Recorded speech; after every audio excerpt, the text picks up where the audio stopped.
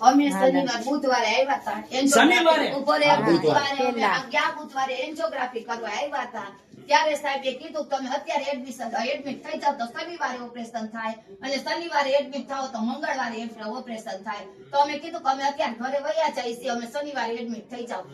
અમે કીધું અમે શુક્રવારે થઈ જાવ બપોર પર. તો સાહેબ કે નહીં, શનિવાર સવારમાં થાજો. તો અમે શનિવાર સવારમાં થયા. દિનેશ સરે કીધું હતું. શનિવારે સવાર પીપળિયા સાહેબ એન્જિયોગ્રાફી કરી.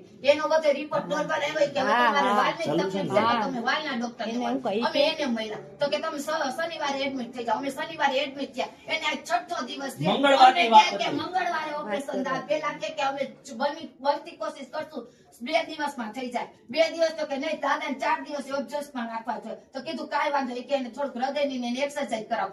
તારે મંગળવારે કે ઓપરેશન થાય. અમે મંગળવારનું કીધું તો કે હવે હજી વાર ન થાય, અમારે વાર મંગાવવો જોઈએ કે બુધવારે થાય. આ કાલ બુધવાર ગયો, હવે કે ગુરુવારે થાય. ગુરુવારે કાલ રાતના પપ્પાને 2 વાગ્યાના ભૂખ્યા રાખ્યા. 12 વાગ્યાના. પાછા તમારા બધા એમ કે શાંતિ રાખો. મને વાત કરવા દે.